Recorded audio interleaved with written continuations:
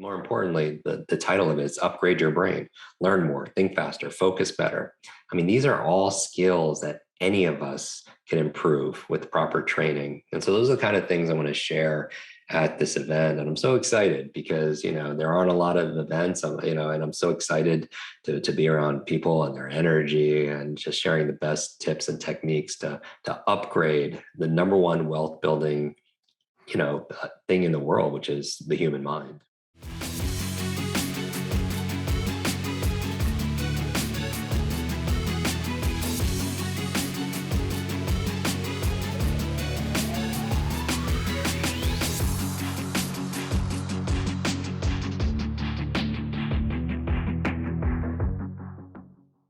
Everybody, this is Sam Taggart with the D2D podcast, and I have a very special guest, keynote speaker for Door to Door Con 5, Jim Kwik, on the show today. And this phenomenon of a human being has written multiple books. He has this big popular one is Limitless. He has spoken on every big stage you can think of. He's been on every podcast you can think of. And if you've never heard of Jim Kwik, you're probably not paying attention to anything that's mainstream right now.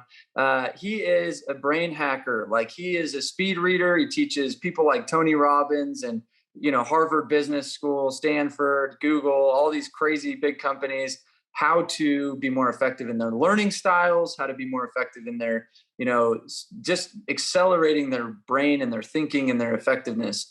I had the pleasure of meeting Jim like 2 weeks ago and seeing him speak. And what was really cool is he just teaches good frameworks. He's like, do this plus this plus this, and you're going to be smarter, or do this and this, and this.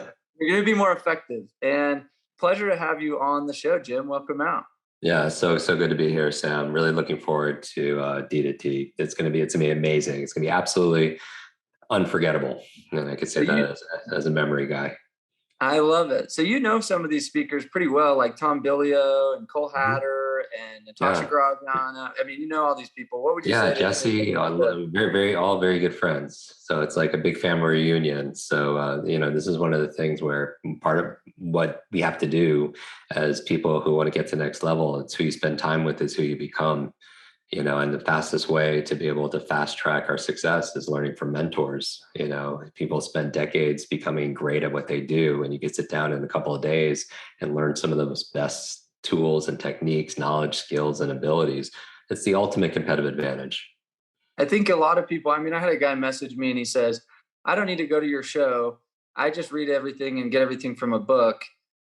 What would you, why would I already am doing well. What would you say to a guy like that?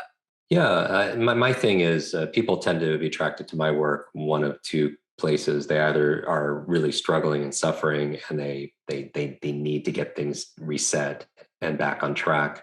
And it always starts with the brain. Or people come to me exactly like that individual. They're already successful, and what they want is they want to maintain that advantage. They want to have that competitive edge, because the best of the best are always learning. They never get complacent. And coming to an event is way different than, I'm an avid reader. For 4 years, I read a book a day, every single day. I think leaders are readers. If you've seen me with, and social media with Oprah or Elon or Bill Gates or, Will Smith, who did the cover quote for our book, we bonded over, people ask, like, how did you connect? We bonded over books, right? Today, a reader, tomorrow, a leader. Somebody has decades of experience and they put it into a book, right? You can sit down and learn it in a few days. That's amazing. And I think there's a difference between like listening to your favorite song and going to a concert, you know what I mean? Affirm that person. I think people come to the event not only for the content, but they come for the connections. Right. Well, they come for the ideas, but also the individuals, and at events like this, you never know, the person to your left and to your right can be as interesting as you, and even bigger, important element and leverage than the person on stage, and so events changed my life completely. And, when you miss these kind of gatherings, you miss a lot. Love that. Thank you. And I would 100% agree. I think, it's funny. I never had been to a conference and I threw my first conference. So Wow. Okay. I had never been an event junkie. I'd never been to an event. I'd never seen an event. And all of a sudden I had a vision and I was like, I'm going to just throw this event. And everybody's like, well, how are you gonna do that? I was like, I don't know. You just get people to speak, and then you invite people to come, and you rent a venue, right? And I had no idea. It was the most clunky. Like, you had 800 people the first year. This was January 2008, and it's crazy to see this thing grow and the community come together. But I learned the magic of an event by throwing my own event, and now I've been to tons of different events, and I'm like, wow, there's so much network and power. Even just meeting you at Thrive, it was like, wow, I feel like I get to make a new friend, a new connection. Now we're going to meet here, then we're going to meet in January, and then we're going to snowboard in Park City. And then it's it's just like, how do we build relationships that are going to be something that inspires me to be a better human and smarter and give back? And anyway, so it's really cool. So what you seem, just from getting to know you, and don't take this the wrong way, you seem quite of an introvert, naturally by nature. So getting into public speaking, events, things like that, how did this all get started? You writing this book and Yeah. I mean, I've been doing this for quite a while. This is starting my 30th year of teaching. This is my mission. I've never done anything else. It's my passion, my purpose. I think your passion is what lights you up, and your purpose is how you use your passion to light other people up. So my passion happens to be learning. It lights me up, and in order to be able to light other people up, I teach them how to learn, right? And so my inspiration really was my desperation. When people see me at these kind of events, I'll, if there's time, I'll do these demonstrations, or one or two demonstrations. So maybe I'll have 50 people in an audience stand up, and then I'll memorize all their names as they introduce themselves, which is a really important business etiquette, networking skill, right? Especially for those people who are in sales, because how are you going to show somebody you're going to care for their business, their future, their finances, their health, their family, whatever it is you have to offer them, if you don't care enough just to remember like their name, right? And so, or I'll memorize 100 random words or 100 random digits that an audience will give me and challenge me with. But I always tell people, I don't do this to impress you. I do this to express to you what's possible. Because the truth is, every single person who's listening or watching this right now or attends this event, you could do that too. You just weren't taught. Regardless of your age or background, your career, education level, your gender, your history, your IQ, all of us could do it. It's just we aren't taught how to learn. School taught us what to learn: math, history, science, Spanish. But there were zero classes on how to learn. There was no class called focus or concentration. There was no class like on speed reading and comprehension and advanced study skills, critical thinking. There's certainly no class on memory. I always thought it should have been the fourth R in school. They teach you three, right? Reading, writing, arithmetic. Obviously, spelling wasn't one of them, but what about recall? What about retention? Socrates says learning is remembering. I believe, Sam, that two of the most costly words for everyone listening here, I forgot. Every time you say that to yourself, or you think it, you say it to somebody else, you lose credibility, you lose trust, you lose time, and I believe that, when you say, oh, I forgot, that person's name. I forgot that appointment. I forgot what I just read. I forgot what I was going to say. I forgot all these things. It's just, we lose opportunity and credibility. We can lose a sale also as well. And on the other side, memory will make you money. When you can easily remember client information, product information, be able to give facts and figures, give a sales script, from memory, whether live in front of a person or like a keynote or a live present sales presentation, or even on a sales video. I never use teleprompters. I never use slides. It's so much easier when you can recall things. And here's the thing, we live in a knowledge economy, and the faster you can learn, the faster you can earn. The faster you can learn, and the faster and more you can learn, the faster and more you can earn. Because knowledge today is not only power. Today, knowledge is profit. Nobody who's listening to this right now gets paid. It's not like it was 100 years ago. We're not paid for our brute strength. It's your brain strength. It's not your muscle power. Today, it's your mind power completely. And so I'm all about, I don't know, some of your community might have seen this, the cover of Entrepreneur Magazine just a couple of months ago. And not only is that my silly face on it, holding a skull and a brain, but more importantly, the title of it is Upgrade Your Brain, Learn More, Think Faster, Focus Better. I mean, these are all skills that any of us can improve with proper training. And so those are the kind of things I want to share at this event. And I'm so excited because, there aren't a lot of events, and I'm so excited to be around people and their energy and just sharing the best tips and techniques to upgrade the number one wealth building, thing in the world, which is the human mind. I love that. And it's like you said, the faster you learn, the faster you earn. That's the nugget. And it was interesting.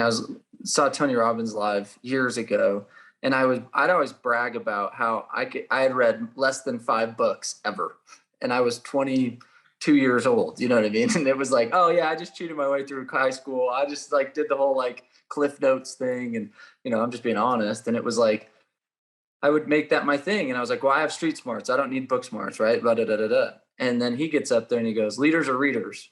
And I was like, what does that mean? And I started to, you read a book a day. I was like, okay, I'm gonna have a book a quarter at least. And then I moved it to a book a month. And that's where I'm about 2 a month now. That's amazing. That's amazing. That's incredible. I think, read to succeed. It's just, there's so many nuggets in books. And I also believe sometimes a good conversation with somebody is sometimes even better sometimes than a book, because it's very personal.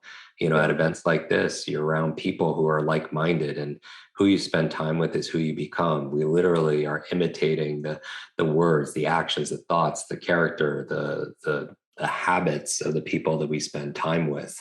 And that's why, these gatherings are so important. Again, a collision of new ideas, new individuals, because we live in the creative economy, and so, being around people who energize you, that challenge you, that encourage you, that are rooting for you, cheering for you, that's really, I feel like a lot of people are missing that. There's a lot of negativity in the world, in the news and sometimes in marketing, and it makes a difference. Positivity and performance is contagious. I love that. So we talked about learning, right? Learning is obviously important, whether it's a book, an event, a podcast, whatever it is, right? So I read this book by Anthony DeMello. Maybe you've heard of it, Awareness, and he talks about unlearning. Mm-hmm. What if I say the word unlearning? What does that mean to you?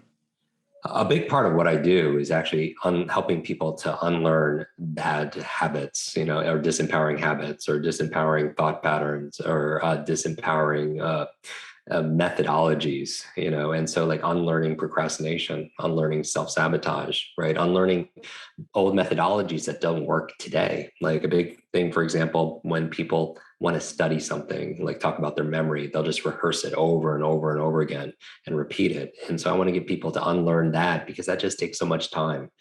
When people, our clients, and we train everywhere from SpaceX to Google to Nike, Facebook, Harvard, as you mentioned, these people are top of their game, and some, the half-life of information is getting shorter and shorter, meaning, what you learn. That's why it's so important to plug into podcasts and plug in to conferences and events, because sometimes information gets dated, and it gets dated and outdated more quickly. So you need to be able to unlearn bad things to be able to, I always say sometimes when you subtract, you could actually multiply.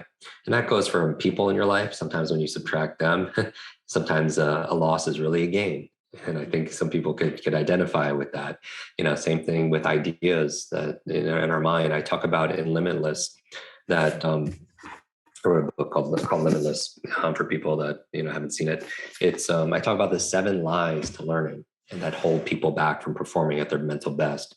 And a lie for me is limited idea entertain. That's what lie stands for. It's limited idea entertain. So when people entertain. Yeah. So when people say, oh, I'm just too old, or I'm not smart enough, like people will do this at events invariably, at D2D, somebody will grab me in private, in the lobby somewhere, and they'll say, Jim, I just have a horrible memory.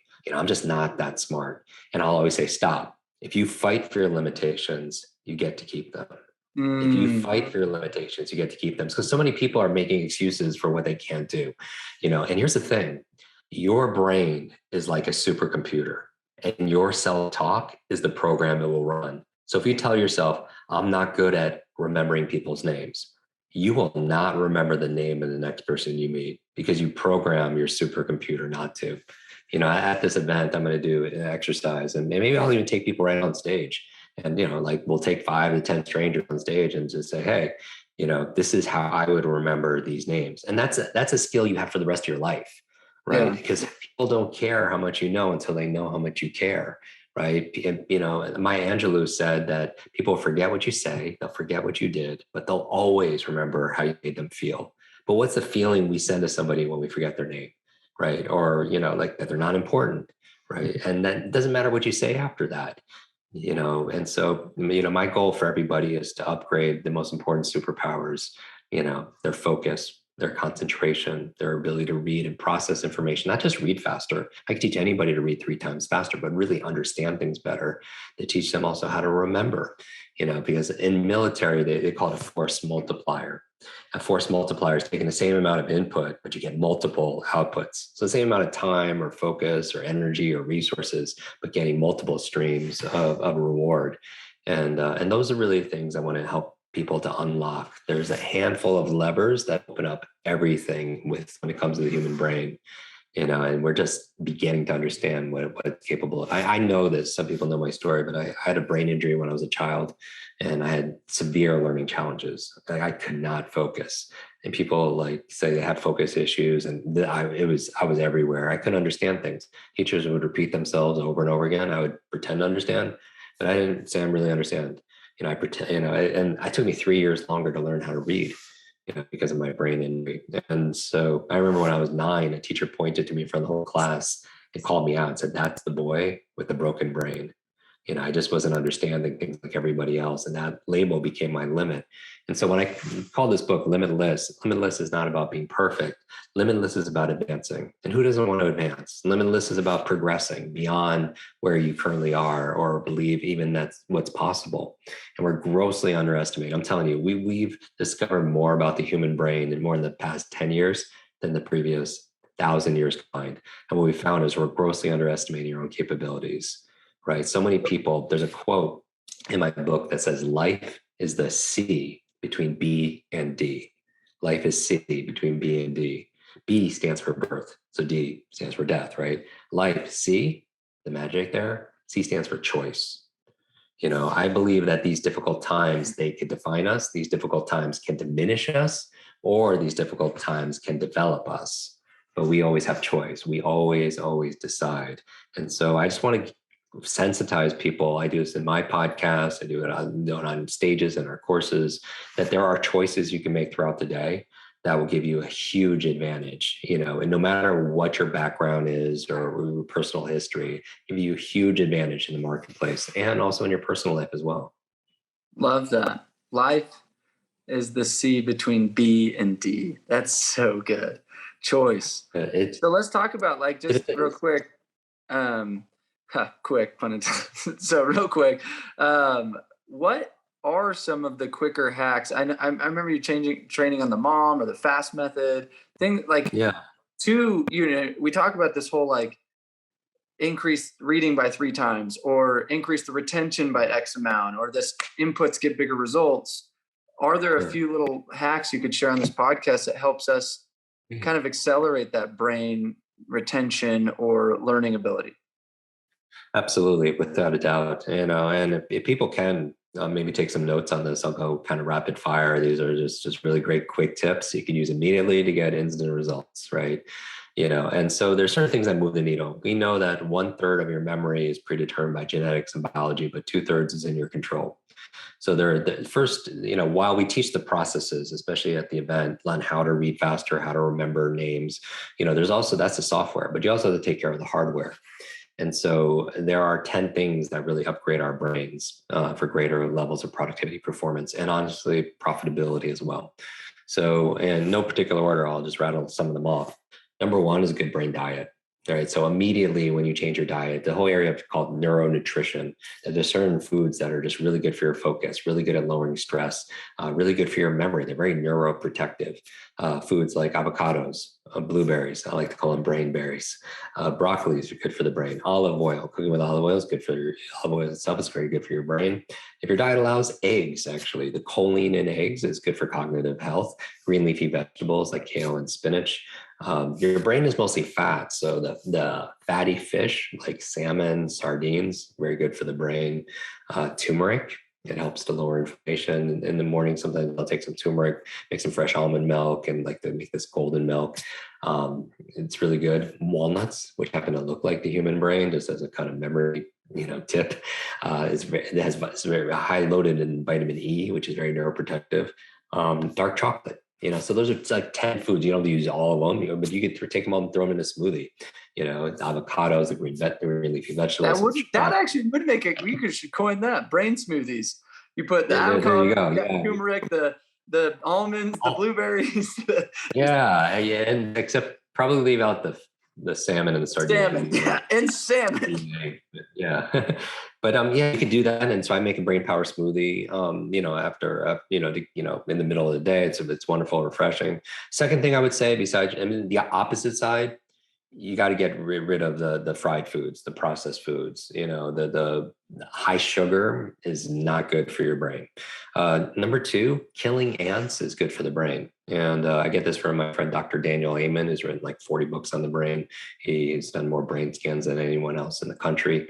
And ANT stands for automatic negative thoughts. And we just talked about that. When you have these negative thoughts become, our thoughts lead to our actions lead to our experience leads to, a set of feelings, and those feelings feed those thoughts again. But, a negative mind cannot produce a positive life. Right. And so, we teach techniques on how to reframe and to change those negative beliefs and thoughts that hold us back. Third thing that instantly people can do is exercise more. And I don't mean just the 3 times a week doing CrossFit or Pilates or yoga. I mean, throughout the day. I mean, moving. I have this phrase I've said for like decades: as your body moves, your brain grooves. As your body moves, your brain grooves. Like, we live in a very sedentary culture. We're behind screens all day. They say sitting is the new smoking. And when you move your body, you create brain-derived neurotropic factors, BDNF, which is like fertilizer for the human brain. So if you want to be a faster thinker, better memory, movement, what's going to be good for your heart, it's going to be good for your head, because of the blood flow going to your brain, because of the oxygen going to your brain also as well. We know also when people listen to your podcast or my audiobook or something, when they're doing something rhythmic, like they're going for a jog or on an elliptical, on a bicycle, on a treadmill, they'll actually retain it and understand it better also as well. So move throughout the day, and people, if they're listening to this, they could be moving also as well, or get a standing desk, or, do something, learning, even the act of learning how to juggle. There's a study done at Oxford University saying jugglers have bigger brains. They create more white matter. So always just challenge yourself physically. Another thing. When I was third grade, I'm Blue Dabba D juggling act in the talent show. So throw that there out. You go. But now I know. Now I know why I'm legit, Jim. So yeah. We just posted on Instagram and on TikTok some juggling, some me just. People have to do like flaming swords or chainsaws and stuff like that, but it's something anyone can learn. A few other things that would just be really good for the brain. Positive peer group, as I mentioned, who you spend time with is who you become. We have these things called mirror neurons, and it's in our nervous system. It allows us to feel empathy. When we watch sports or we watch a movie, we can feel what they feel. It's like we do that all the time. That's why people who've been dating for a while or in a relationship, they tend to look like each other, to have the same kind of gestures and mannerisms. And so that's why going to events is so important, because you connect with people who are like-minded, who are, who are doing, the right set of thoughts and habits and abilities. So, monitor our peer group, very important, because you could be on the other side around energy vampires, people that might be stealing your dreams, siphoning your energy. That could be a challenge. A few other ones that people can immediately do. Clean environment is really good for the brain. So it's, when you clean your desktop and everything's in the right folder, you have clarity of thought. Your external world is a reflection of your internal world. But I would also look into air quality, even. You're right now in paradise, right? The incredible air quality. But some people, if they're home, I just looking at this article about the fumes, that the off-gassing off of new furniture and carpets, has some, potentially some neurotoxic effects, with the chemicals and things like that. So clean environment, clean water, clean air, clean, even lighting. Some people who are under fluorescent lights, their eyes get very strained, but people use them in offices and schools because honestly, they're cheap. as opposed to having being a higher quality. So all that's clean environment. And then finally, the last one I'll just remind everyone here is get proper sleep, right? You literally could sleep your way to the top. Getting good sleep is probably the number one brain hack there is. Because when you don't get a good night's sleep, how's your thinking the next day? How's your memory? How's your ability to focus? How is your mental energy, right? And when you sleep, it's where you clean out plaque that leads to brain aging challenges, and that could lead to Alzheimer's and dementia. When you sleep, that's where you consolidate short to long-term memory. When you sleep is where you dream.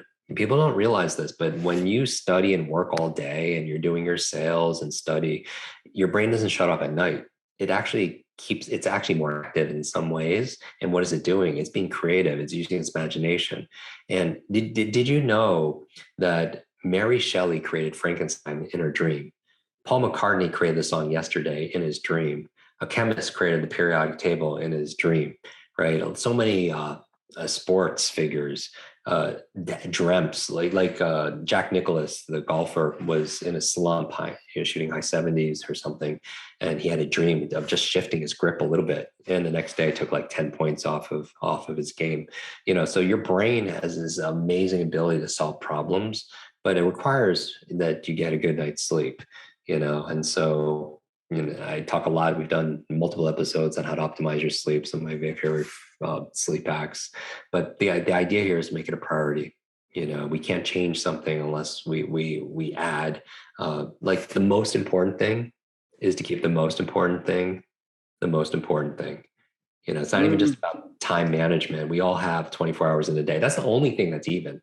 That literally is the only thing. Everybody has different opportunity, different education, different genetics, different network, different income, right? But the only thing, we all have 86,400 seconds in a day. And it's how we're investing that time. And I don't, I'm preaching the choir for people listening to this, but nothing pays more dividends than upgrading your knowledge. Right. This is everything, and so always be learning. And that's another thing for your brain. There's a study done on longevity, and it was on the cover of Time magazine. Some people might have seen it. They want to find out how these nuns were living 80, 90 and above. And they found out half of it had to do with their emotional faith, their gratitude. The other half, they were lifelong learners. They were learning all the time. They're reading all the time, having deep conversations with friends. And because of it, it added years to life and life to their years. They called the study Aging with Grace. But I would say we have, I put all the research in Limitless, but we have about 50 to 70,000 thoughts a day. And a lot of those thoughts, the problem is 95% of those thoughts are the same thoughts we had the day before and then the day before that. So if people think, oh, well, why can't I change my bank account or my impact or my relationships or my body? It's because 95% of the programming is just being rehearsed over and over again. Right. And so at some point we have to going back to the power of choice, we have to make a choice, to be able to think different, to be able to do something different, to be able to experience something different, to be able to feel different. I love that. Can you say that one more time? The aging grace, the adding life to their years to their life? Yeah. The study with the nuns, I call them super nuns, is called Aging with Grace. And it added, because of what they were doing with their lifelong learning, it added years to their life and also life to their years. Meaning some people can live longer, but they're not good years. You know what I mean? And so we want to all add years to our life, but we want those years to be healthy and vibrant, right? Life to those years. Ooh, so good. Yeah. And here's the motivation, right? You talk about what's your motivation to memorize and learn, and why would you need to learn that, and having a pause. And I think that if people can really adopt this aging with grace, it's well, why do I need to get smarter? Why do I need to advance? Why do I need to upgrade my brain? Is that principle. I think that's a good deep rooted motivation to take to heart, is I want to age with grace. I want to be an 80-year-old stoked, not vegetating out in a hospital bed. Yeah. And I'll give everyone another motivation. I spent a lot of time in senior centers pre-pandemic, and I lost my grandmother. I had my accident when I was 5. And when I was going through my learning challenges, my grandmother passed of Alzheimer's when I was 7. So, having, my heart goes out to anybody who has a loved one, lose their memories, and they kind of feel like they lose themselves. Anyway, because of it, I spent a lot of time with senior centers. We donated 100% of the proceeds of Limitless to build schools for kids, so we have the education part and then also brain research to help women, especially with Alzheimer's, because women experience Alzheimer's twice as much as men. But I'm so passionate about it. When I'm spending time in senior centers, I'm helping them polish off their memories, and I'm learning a lot because their experience, in their life is so many lessons. But I also hear a lot of regret, and here's the thing. The truth is, when we're taking our final breaths, and this is not like a positive conversation, but when we're taking our final breaths, none of other people's opinions, none of their expectations, none of our fears inside, none of it's going to matter to us at that time. What's going to matter is how we laughed, how we learned, how we loved. What's going to matter is really how we lived, And so when I say the most important thing is to keep the most important things, prioritize that, right? So many people they shrink their lives because they're concerned about how it's going to look to other people, right? Maybe they didn't. I'll hear these from seniors, like when I did these centers, like they didn't date somebody or pursue a relationship because of what others would think about that, or they pursued a career because it was expected of them of their parents, And the truth is, if we fuel, our life by the opinions and expectations of others, we're going to run out of gas for sure. And so I did some training with an actor, Jim Carrey. I help a lot of actors to speed read scripts, to be able to memorize lines very quickly, to be able to focus when they need to perform. And we were at his home, and we take a brain break for lunch, and we're making the brain foods, right? The guacamole and everything else in the kitchen. And I was like, I talk about motivation. I was like, why do you do what you do? And he looked at me. He's like, Jim, I act like a complete fool sometimes because I want to give people who are watching permission to be themselves. He says, my mission in life is to free people of the concerns of others. He's like, that is my religion. And, and that, I feel like that is part of the essence. It's, as we're going through this path and we're making money and we're doing our jobs and everything, and we're managing and we're juggling everything around, I think we're all on this path to discover and develop our greatest potential, right? And my thing is, I think part of it is happiness and success comes from the curiosity to know yourself. The curiosity to know yourself. That's why we meditate. That's why we go to therapy. That's why we journal, right? Self-awareness is a superpower. But once you have the curiosity to know yourself, the other part is really hard for some people, having the courage to be yourself. Right. So many people get to know themselves, right? Their value system, take all these assessments and, their intimate relationships that gives them a mirror of who they are, but then they're not being who they are, deep down. And so having that courage to be that person, I think it show up differently.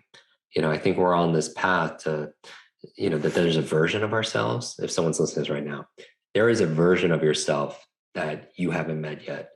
And the goal is we just show up every day and we learn and we work until we're introduced to that person.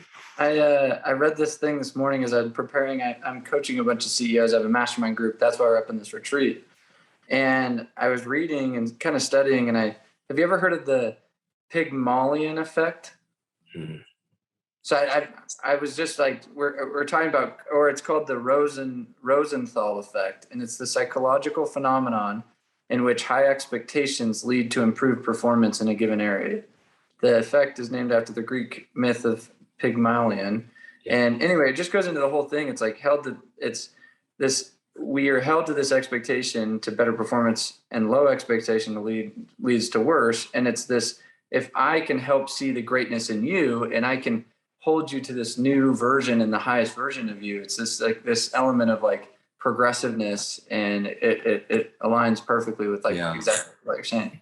And that's why when I was talking about a positive peer group and and coming to events like yours, we do rise to the level of other people's expectations, especially our own, and we also fall to the level of our training, right? And so we rise to the expectations that people that we respect hold for us, and our own expectations of ourselves, right? We're a thermostat.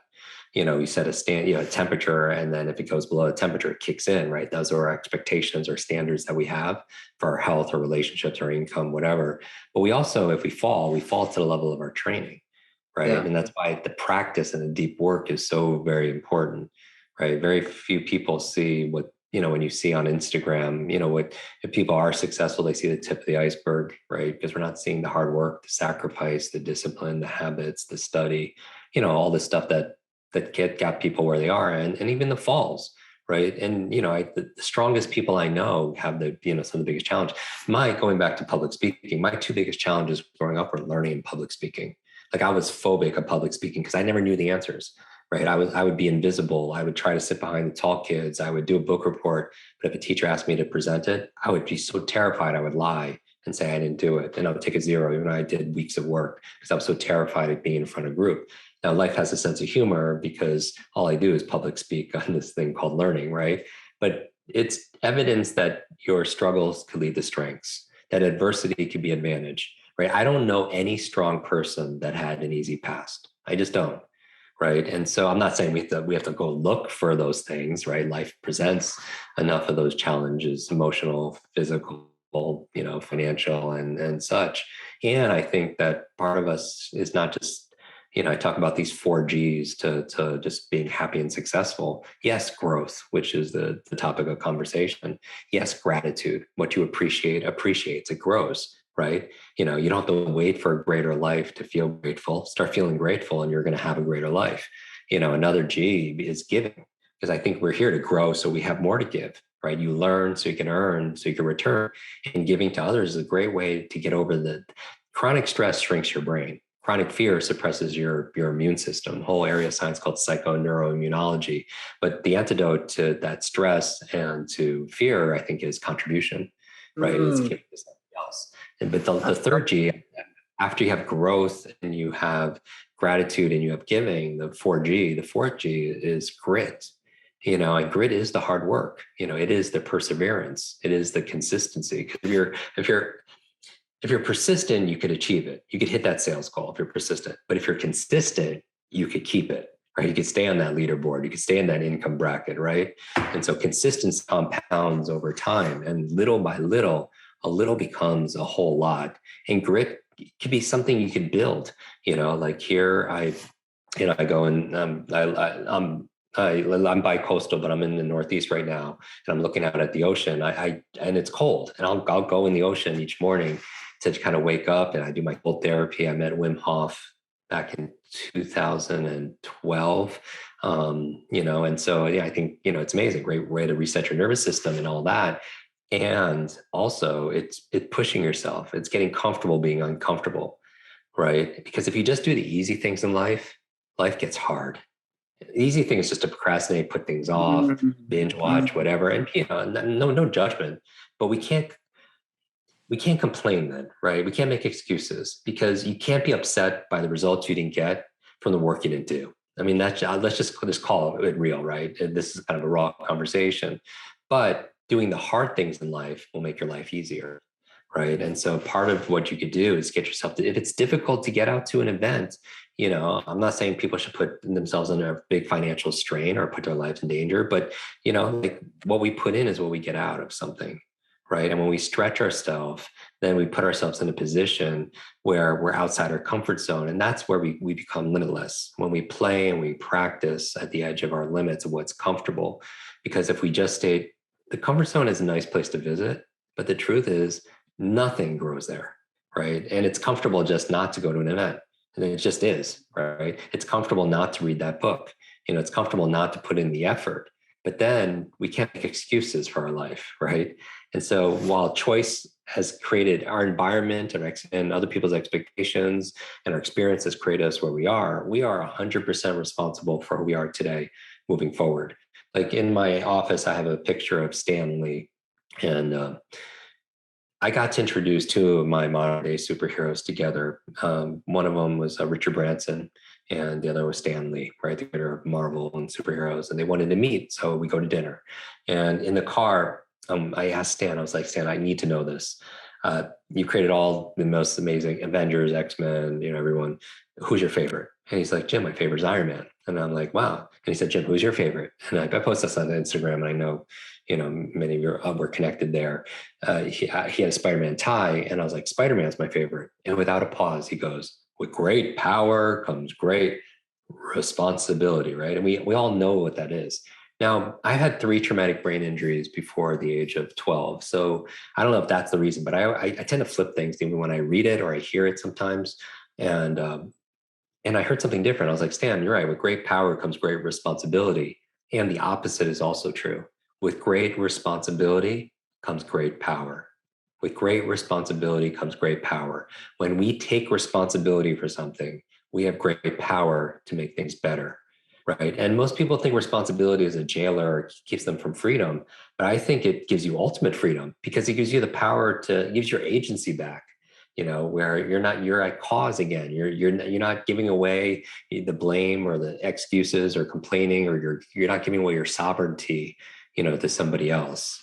And I would say the starting point for all of this, if I could go back to the 9-year-old boy, like I would say, like, you are responsible for your life, because and that's the thing, like, who am I trying to, like, I got this interview the other day saying, Jim, who do you want to make proud? Who do you want to make proud? And are there a couple of people that you really, in your life that you want to make proud? And I was like, like, yeah, there are two. And most people would think, their parents or somebody or a mentor or somebody, and or their kids. And honestly, that's not where my mind goes.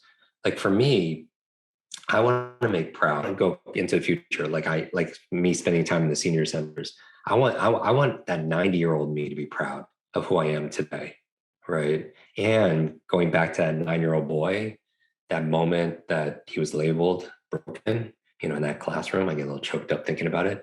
I want to make that boy proud, and so I feel like that's really why we're here is, we began with the end in mind, like Dr. Stephen Covey talks about, 7 Habits of Highly Effective People, and have that vision. And, and this is all you talked about motivation. My motivation is like, yeah, I'm going to be, when I'm 90 years old, like, I don't want to have any regrets, right? I don't want to have an unfulfilled past, and and I just got goosebumps saying that. I know. I'm taking notes. That's why I keep pulling my phone. I'm like, this Dude, is like so I just good. got goosebumps, and I call them truth bumps, but I mean, this is just life, right? I mean, when again, motivation is about purpose, right? Motivation is about having a reason, and without reasons, you won't get the rewards, right? And whether it's motivation to remember someone's name, most people aren't motivated, but they'll remember the name of the person they're attracted to. They'll remember the person that could be good for their business, right? So there is some Mhm. kind of motivation there, but we could bring motivation into our business, into our sales. That's all about finding purpose. Like when somebody's making a sale, right?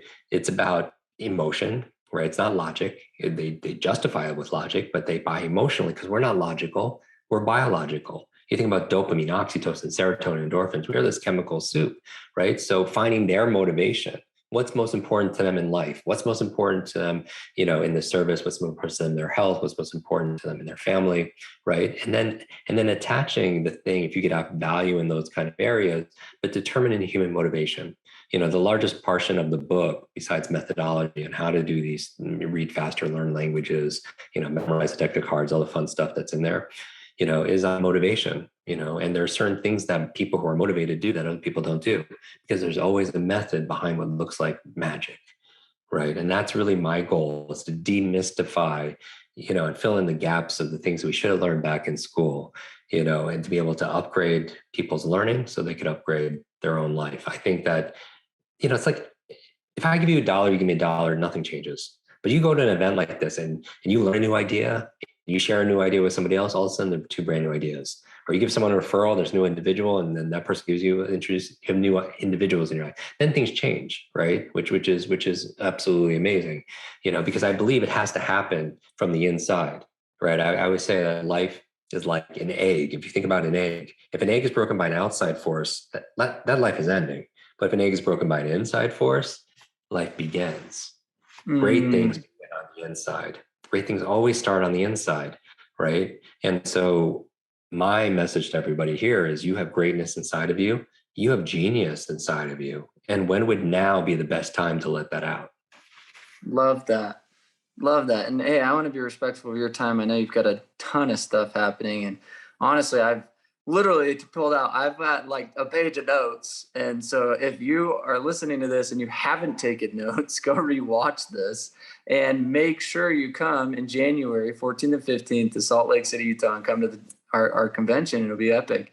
And no, so Jim, I guess one short, quickest, I had one weird answer, or maybe you answered it. Stanley and Richard Branson, those were the two idols of yours. But is there one person that you would call your mentor that taught you kind of this brain, like who do you kind of attribute a lot of your success or learning from? Or is it? I mean, so my answers would go to, I have a lot of mentors in my life. The obvious answer for me would be my parents. I find that, they immigrated to the States, didn't have money or connections or education or those kind of resources, but they're just really kind, hardworking individuals. And they taught me through their own example. I believe the life we live are the lessons we teach. But in that same spirit, I've learned so much from so many people. Like I literally wake up every single morning anticipating and just learning from anything, whether it's a TV show, it happens to be someone I'm coaching, a podcast or a book I'm reading, or an event that I happen to be at. And it's funny, everybody has different life experience. So my curiosity is always on peak where I'm with somebody because they know something I don't know, and I can learn something from everybody, either by their example or also maybe as a warning. Maybe I don't want to be like this or do those kind of things to get that kind of result. So my mentors lie everywhere from books to podcasts, to movies, to comic books. And I would also say, sometimes your biggest lesson came from your last mistake, and then that was your mentor in the time. I just feel like we live in a seminar, 24/7. This metaverse. It's like Sims. It's basically we are a Sims simulation game. It's like, for sure. I love that. Well, Jim, thank you so much for being on the show. Looking forward to hanging out with you and come out in January. And I would challenge everybody real quick to take an action, take a small, simple step. I would challenge everyone to do this. Take a screenshot of what you're listening to or you're watching right now and post it on social media and share one thing you're going to do for a better brain. Like one thing you're going to do. I named like 10 different things you could do. Good brain diet. Maybe you're going to get some dark chocolate. Maybe you're going to prioritize your sleep tonight. Or maybe reevaluate your peer group, or maybe you're going to sign up for D2D, right? Do one small, simple thing and just post it and tag us both so we get to see it. I'll repost some. So because if you tag me, I'll get to see it. And I'll actually send out a couple copies of Limitless. This was New York Times bestseller, #1 on the Wall Street Journal in 2021. It overtook Obama's book to be the #1 nonfiction book of all of Amazon for straight days. And so over 12,000 ratings on Amazon just this past year and that it came out. And I'm just very proud of it. And I'll give you that copy just as a thank you for just listening to this. And so I'll give out a couple of copies just random for people who post that. And if people want more, let's connect on Instagram. I put a link there just now that you can get a 1-hour masterclass on speed reading, a 3-part video series. That's absolutely free. 95% of everything I put out there is free. And so check it out, go more. And then I look forward to seeing everybody in January. And thank you guys. Go follow Jim Kwik, tag him, Jim with a KWIK, and make sure, take advantage of that. What's crazy is 95% of the people probably won't even take advantage of that. And that's the problem, is why they're not accelerating growth and learning as fast as people that you coach and teach and you've done. So thank you so much for being on this podcast. And that's a wrap, man. Thanks, Jim.